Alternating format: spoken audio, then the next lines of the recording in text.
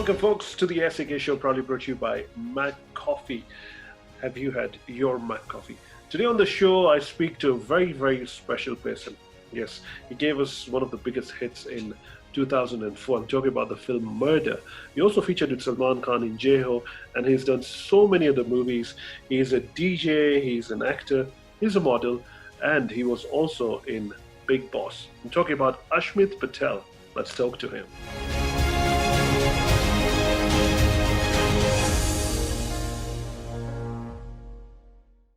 So all the way sitting in India is Mr. Ashmit Patel. Mr. Ashmit, thank you so much, brother. Thanks so much for your time and coming on the show. My pleasure, Shaheed. Thank you very much for having me. So how has it been? I mean, how before we even talk about yourself, how is the quarantine treating you? I'm enjoying it, to be honest with you. I've had a brief, not a brief, but actually quite a bit of experience with being locked down in one house when I was in the Big Boss house many years ago. So in comparison to that, this is actually a 7-star luxury lockdown, because I'm at home in my own house. I've got my parents with me. I can eat whenever I want, whatever I want. I've got all the luxuries of a mobile, internet, television, newspapers, the works, which you don't have in Big Boss. So for me, this is a breeze. Only thing I'm missing a little bit is a full-on gym.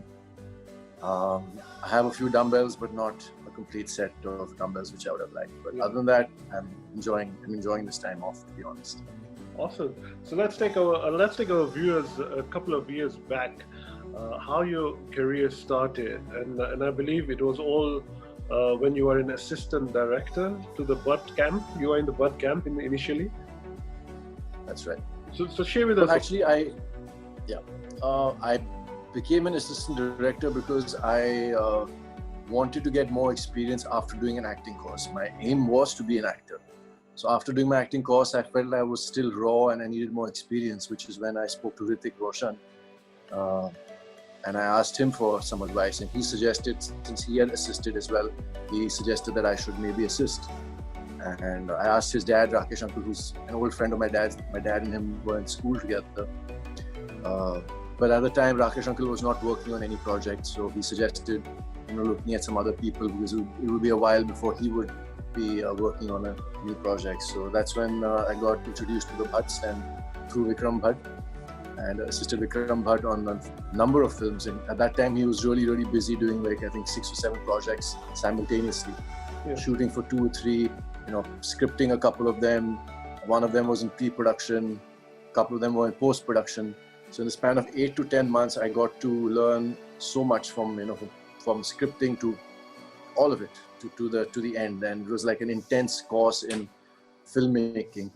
At the same time, I got to see a lot of actors up close and personally, from Amitabh Bachchan to Akshay Kumar doing action to a lot of actors. So it was like an unbelievable experience for me, coming from a non-filmy background especially. So was that part of your plan that acting was always there, or did acting come up later? It was never a part of my thought process, to be honest.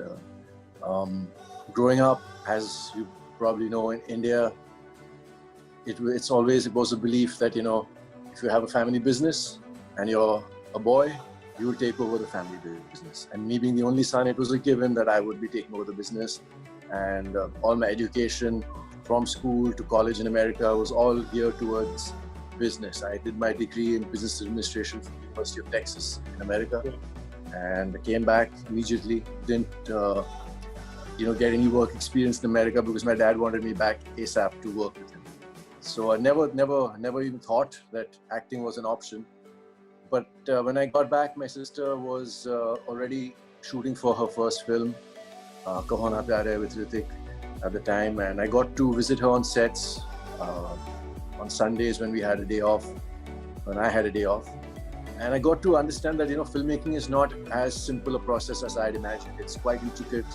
I was very keen on and interested in asking questions, and I think that's where the bug bit me. And seeing Hrithik, the way he was so dedicated to his craft, so hardworking, I felt like there was going to be a new wave in Hindi cinema, which prior to that I believe the 90s were the worst phase of Indian cinema. So growing up, I didn't really enjoy watching Hindi films. I watched more Hollywood films. Only Mr. Bachchan's films were the only films that I watched. I actually looked down upon Hindi cinema, and I used to laugh at my sister saying, "Ha, you're going to be a part of Bollywood." So yeah, that's when. And then I joined my family business and wasn't really enjoying what I was doing. Branched out, worked with an investment bank for a bit. Did really well, but still wasn't really satisfied with. I didn't see myself doing that for the rest of my life. And that's when I asked my dad if I could just quit and join an acting class to see if I can act. Wow.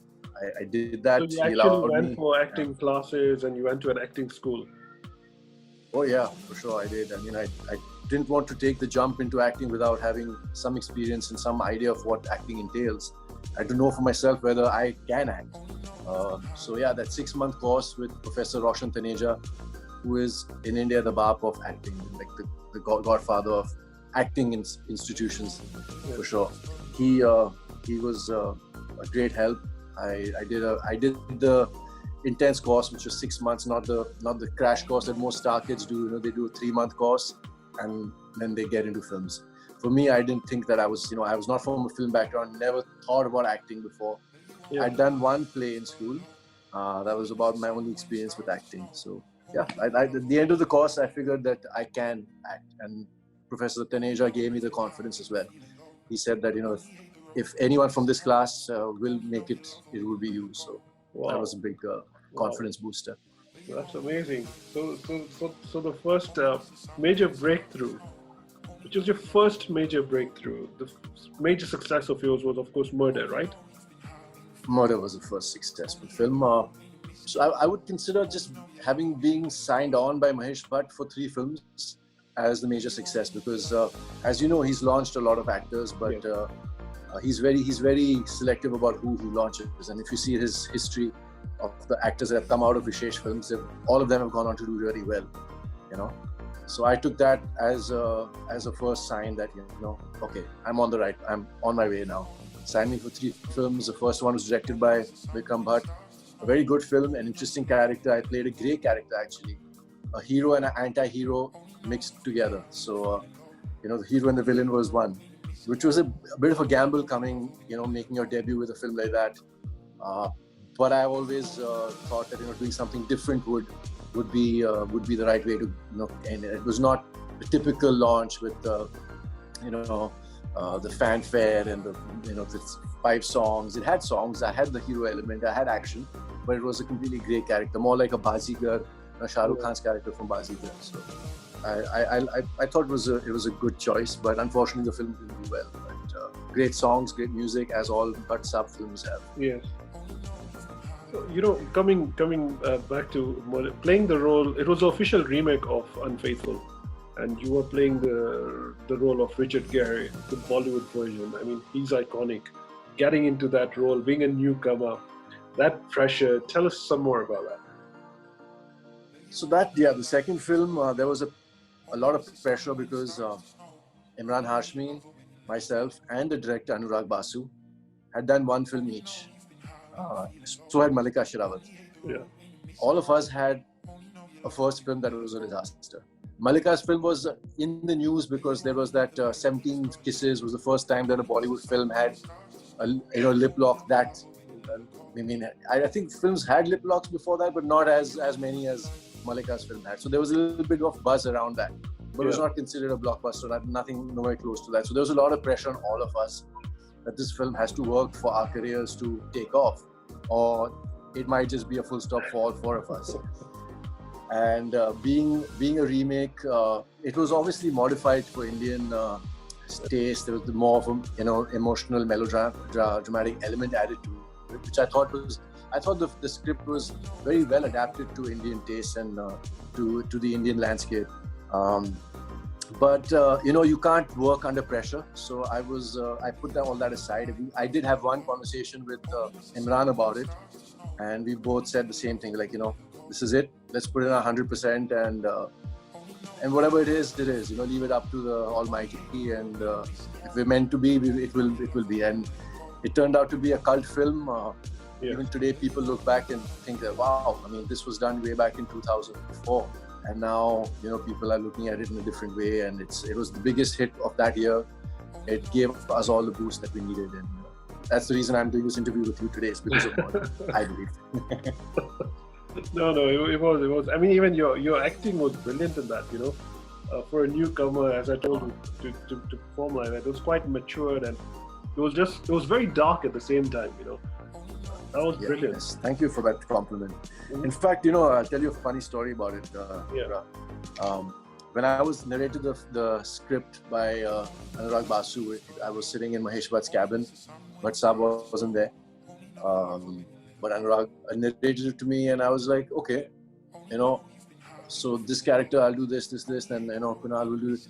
He's like, actually, Ashmit, Bhatt Saab wants you to do the other role. I was like, oh, okay, so not the lover, you want me to play the husband?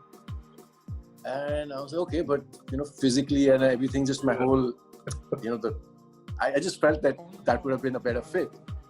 But then I thought about it, and I was like, this character would be a bit more of a challenge as an actor, because I don't think I physically suited. So working on the look and just making it believable for an audience to think that I would be cheated upon, and then the kind of the depth that this character had to go into, I think the heroism would come out of being not the hero again, the hero out of accepting the fact that he was somewhere at fault, and it was because of his lack of attention and giving enough to his marriage that his wife actually strayed and was unfaithful. So that was the heroism, knowing and agreeing and accepting that you were at fault.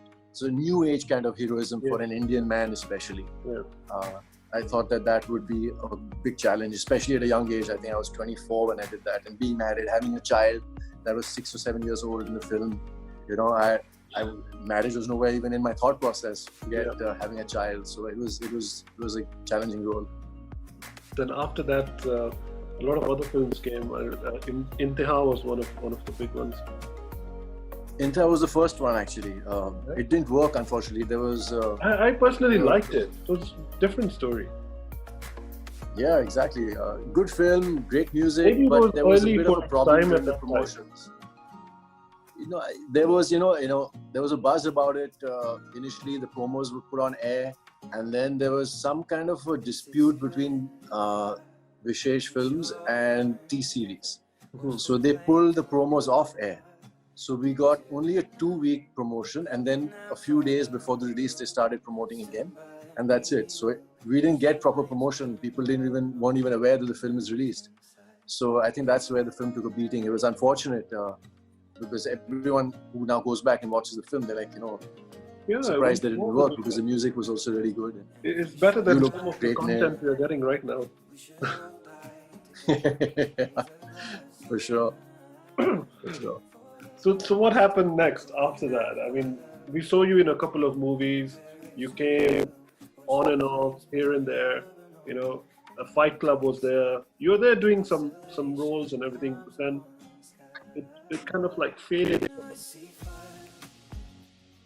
Yeah, I mean, unfortunately, after Murder, none of the films really worked. Again, there was a big buzz around Fight Club, because all the young boys who had just come into the industry a few years prior had come together. It was a hardcore action film. Again, it was a cult film. People still ask me about it. They're like, they loved my character, the long hair, the whole, smoking, the attitude which I was smoking in, everything. I modeled my character after a dragon. It was again a dark character. But unfortunately, the film didn't work. Films after that, which I did, didn't work. And I went through a phase when, I decided that I wasn't going to pick. I did a lot of substandard films because it was important for me to, A, to be working, B, I needed obviously everyone needs to pay bills and put food on the table. So I did a few films which are just for, I knew that they probably wouldn't work, but I did them because I needed the money. I did a few films for friends. You have to, when you're in that position, you just sometimes think that, I'm in a position to help someone, why not? And I think all actors have done that, from Salman, Shah Rukh, Amir, everyone's done it. So no regrets. And then there was a bit of a lull for a bit, which is when Big Boss had been offered to me for several years. from the first season onwards. And I still had said no to it. Even in the fourth season, which I eventually did, I'd said no to it. Until one day I just, it just popped in my head again. And a friend whose advice I really value said, Ashmit, I said, I'm not cut out for it. The kind of people in the show, the kind of show it is, it's negative, fighting, this, that, and the other. I said one thing, Ashmit, you're a diamond, right? I said, for sure. So you put a diamond into a gutter, it may come out with a little bit of dirt and it may smell for a bit, but you wash it off, it's still going to remain a diamond. So go in there and show the world you're a diamond. And then that was exactly what my idea was, to go in there, test myself. Into detail, before we go into Big Boss into detail, modeling was also a very huge part of it. Well, growing up, like I said, I never thought that acting would be an option, but modeling was something that I thought could be done part-time and as a hobby, because it isn't a full-time profession, especially in India. The male models, even back then, I mean, there was much better than it is now. Right now, male models, I mean, they have close to no work. It's very difficult. But even back then, it was not such a big industry as much as it was for the girls. So I thought I could do it part-time and, still focus on the family business. But after I became an actor, in India, there is this trend of getting actors to walk the ramp as showstoppers. So you walk as a celebrity showstopper. So I did a few ramp shows for that, but I didn't do modeling per se as a model. I would have liked to, but once you become an actor, then that door is closed for you. Yeah. So at that time, what important role did Amisha Patel play, your sister? I mean, was she helping you out? Was she your backbone initially? Did she play any role in supporting you into this? Well, for sure. I mean, to begin with, I got exposed to the world of cinema thanks to her. She took the plunge into acting.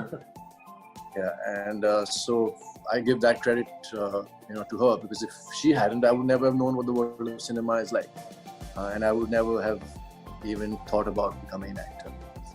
But other than that, I mean, she in the initial couple of years, she did help me, give me a few tips about grooming and makeup and this and that, which all girls are into, but I wasn't really into any of that. I try to use as minimal makeup as possible. But acting-wise, I mean, we have a completely different takes on acting. She has a very different method. I have a very different method, and we're quite individualistic. We have our own ways of doing things. So I did my own thing. Okay, guys, if you've just tuned in, we are in conversation with Ashmit Patel, and we'll take a quick short commercial break. After this, we find out all about his Big Boss journey and how he managed to get a six-pack. And apart from that, there's a couple of things he's been doing that he's hiding from us. That and so much more after this.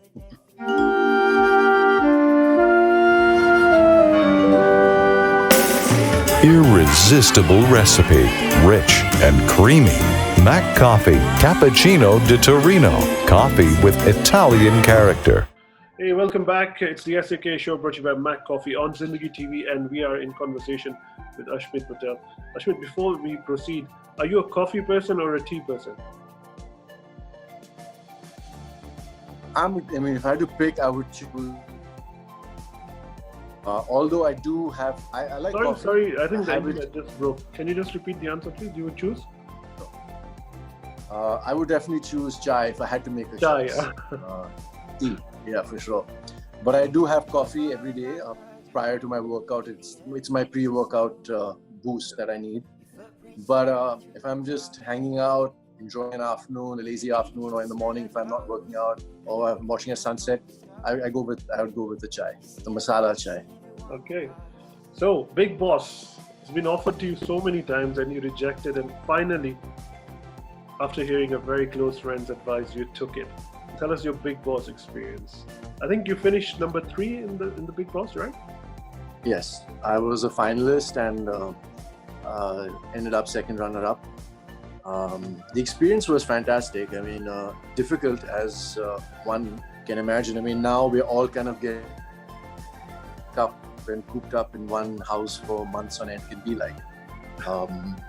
But that was the idea of me going in there. I wanted to showcase to the world who I am. I wanted to test myself on every level, because it is a test of your physical strength, your mental strength, your emotion. It was a fantastic experience, not for everyone. It can break a lot of people, and it does break a lot of people. That's why you see a lot of fighting and a lot of drama that does happen. But I mean, a great experience. I loved it. I hated it, but I loved it. if that makes sense. You know, the people who come out of it say it's scripted and it's all planned and everything. Is that the case? It definitely is not scripted. I mean, not my season, not for me. It was, and no one asked interaction with the outside world, other than a doctor. If you're really sick, then you get to meet a doctor. That too, you're secluded with just one. Like you are sent into a room, and you don't meet anyone. And the doctor comes in, checks you, and goes out, and that's it. So there is, I mean, in that respect, there is no scripting. But what they do, I guess, is they edit very creatively, because they have 50 plus cameras and 24 hours of footage on each camera. So that's like 1,200 hour footage for one, and you see, so 1,200 hours is kind of, constricted into 1 hour. So they can make a story out of things depending on what kind of footage they have. Other than that, I don't know the elimination process and the voting process, and that I don't know. There is scope for that, but I'm guessing they have a monitoring agency which oversees that, but obviously ways and means to go around that as well. So I've heard stories about how things are manipulated, but I can't say for sure if they are. So you are satisfied with your season and you are happy with the outcome? Oh yeah, absolutely. So Big Boss, and after that, people say that, a lot of doors open for you, a lot of opportunities come out and everything. What happened with you after Big Boss then? Suppose Big Boss, I again got a few decent film offers, which I accepted. But the real good thing that came out of it was I got to host a show of my own, because I was a big hit with the youth, I guess, especially all the young boys and girls who saw a different side of me from what they'd seen in the films. And I got to be a host of a reality show called Super Dude, which was basically a show built around me and my image. So we had 2 seasons. There was Super Dude and Super Stud was the first season, and then Super Dude, which was on UTV Bindas. And then Bindas, which was a UTV channel, UTV got taken over by Disney. So when Disney had a completely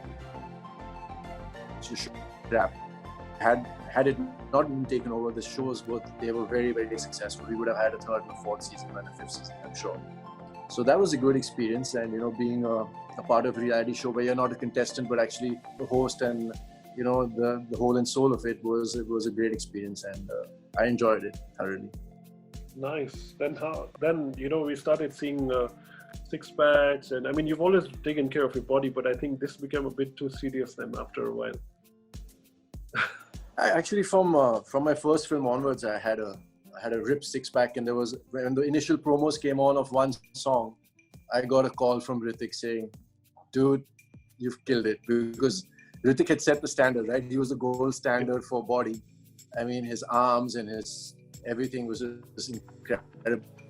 But I don't think he had abs at that point.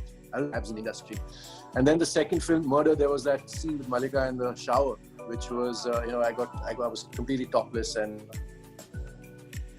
quite exposed, and a lot of young boys took to hitting the gym after that. So yeah, I've been known as a fitness freak, and I still get a lot of young people asking me what my mantra is and how I still stay fit after so many years.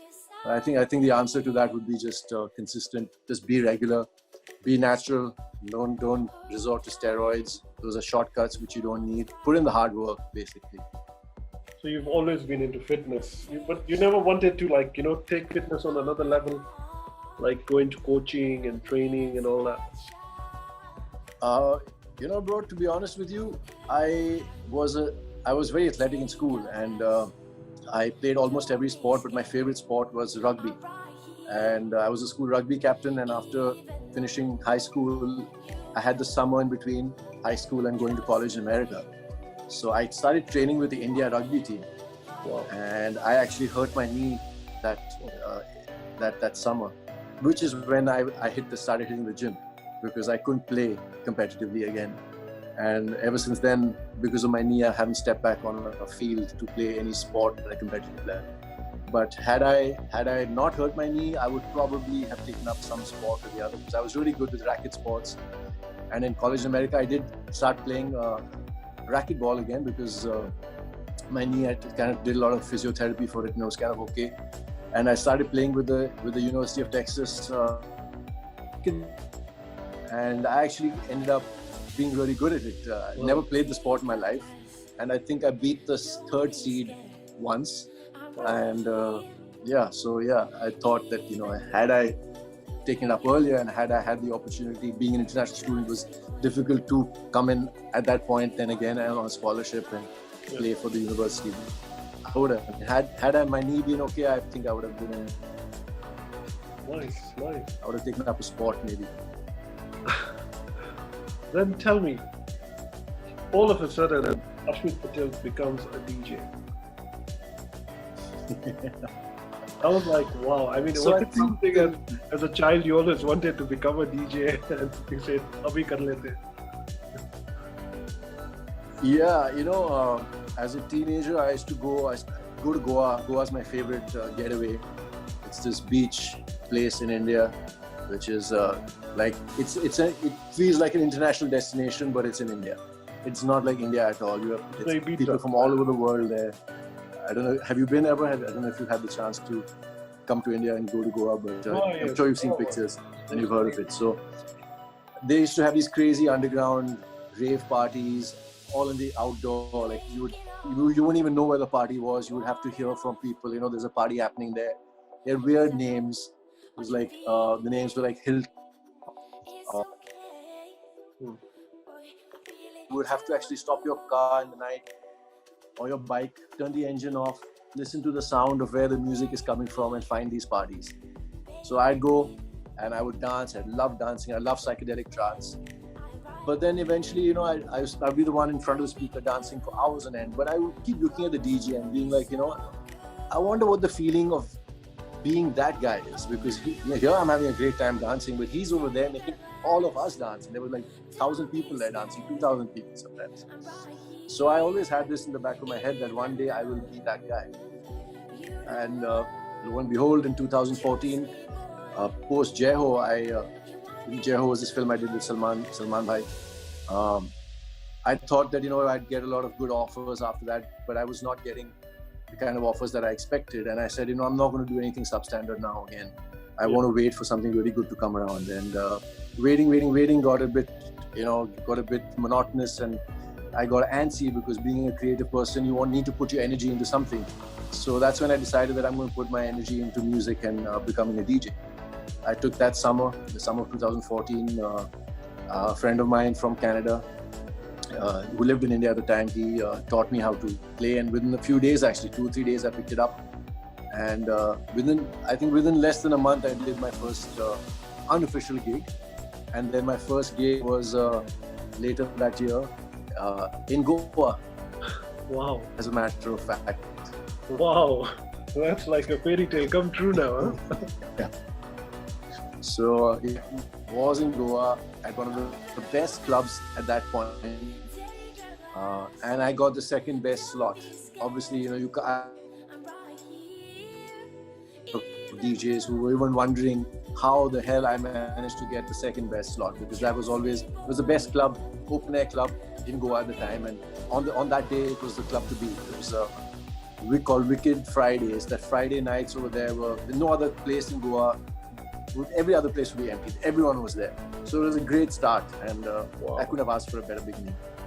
Yeah, and you are touring. I mean, you've been to Dar es Salaam, you've been to all over the world. You're going everywhere as a DJ now. I'm sure you're loving it. I loved it. In fact, I came to Nairobi thanks to my gig in Dar es Salaam. It was my mother's birthday on the 1st of December, and I decided that this gig I'm getting in Tanzania, in Dar es Salaam, is a great opportunity for me and my parents to travel. We hadn't traveled together in a long time. And to celebrate, my gig was one night, actually at 12 o'clock at night. It was my mom's birthday. So the 30th of November into the 1st of December. So I got to play. She got to see me playing for the first time along with my dad, and I got to celebrate her birthday, bring in her birthday cake in the club. And that's when we decided to also visit very close family friends in Nairobi, Ashmit Patel, his sister Preeti, and their mom, Auntie Lalita. So I'm sure it was a great experience. Sorry? I'm sure they'll watch it and say, yeah, wapas aana hai, isko le aana abhi. Yeah. So in fact, while I was there, this other friend of mine, Anjali Thakrar, she was trying to get me a few gigs, and so I told her we'll plan another Africa tour, wherein I'll plan maybe to Kenya, Tanzania, maybe some other East African countries, and also South Africa. So hopefully, once this lockdown ends, I've got something in the pipeline for South Africa in September or October together, and who knows, maybe I'll be in Kenya sooner than Yes, we I'm sure you will. So, just wrapping it up, tell me, what do you have to say about the current digital world and everything that's happening right now? Compared to your, well, it's one very important question that I wanted to ask you was, would you have rather been launched now, considering the digital power, or you prefer that you got to experience when you were launched a couple of years back? I like the fact that I was launched when I was, and I got to see that era before the digital era became so prevalent. I mean, it's a different feeling. Even while growing up, for example, we got to play in our buildings. We used to move the cars out that were parked in our buildings, move the cars out, play cricket. We got to see a different childhood. Nowadays, you don't see that many open spaces. Children are, engrossed in their mobiles, they're playing on mobiles, they're playing video games, rather than going out there and playing on the fields. We got to see that era. Before the internet was so prevalent, the world was not connected the way it was. We were more connected with the people next door. We knew who are the kids in the building, but we were connected with them rather than being connected with people across the ocean. So it has its advantages, of course. I mean, I'm able to connect with you now because of the digital era. I'm able to see you. People can see me sitting a few thousand kilometers away. So it depends on how you use it. I think now anything that is abused becomes negative, and it can become an addiction. And the mobile phones and digital, connections has become harmful to our health. We're constantly looking into a screen, which is not good for us. Eyesight of people is degrading and deteriorating at a much earlier age. There's these waves flying around because of your Wi-Fi and what have you. So, and 5G, as we all know, is a bit controversial. Not a bit controversial, very controversial, and it's going to harm our planet tremendously. So it has its downsides for sure. But I mean, if we use it judiciously and use it just for spreading love, compassion, positivity, because I'm seeing now on Twitter and on Facebook and a lot of the social media, a lot of negativity, a lot of racial, communal, political nonsense flying around. That's why I'm staying away from it. Especially in this time of lockdown, we need to actually use our positivity and our love and compassion, because the world is everyone's going through a hard time, everyone's going through a stressful time. So it depends on how you use it, and I think the digital era in terms of even actors, and it's brought you closer to your fans, but also your shelf life is much less. I feel there's too much. You're too accessible now. Wow. So I've had the best of both, but I wish my followers much more than they are, because had I come in now, I would have probably 100 times more followers than I have. But I don't really give a damn. You have the genuine followers right now. True that. A lot of the followers you see are bots, BOTs, who are on there commenting, and there's a whole parallel industry associated with social media now. It's insane. People tell me all the time, you should buy your followers, you should do this, you should do that. I'm like, no, I'm happy with just having the amount I have. At least I know they're real. Exactly. And I'm engaging with them. Yeah. Brilliant. So any last message for all your fans here in Kenya? Well, I'm hoping that I get to see y'all. I mean, y'all are getting to see me now. I'm hoping y'all are okay and doing well and safe at your homes. And I'm hoping that as soon as this ends, I can make a trip down there and do a DJ gig where y'all get to see me in person and I get to see y'all. And just spread love, compassion, and positivity at this point in time. And let's not focus on the negatives, but look at the positive side. There's light at the end of the tunnel. I am positive about that. Thanks so much for watching, guys. That was Ashmit Patel in conversation on the SAK show, only on Zindagi TV with MacCoffee. Thank you for watching. Like, share, subscribe. We'll be featuring so many other guests. Keep following us, and thank you so much for all your support, and be safe.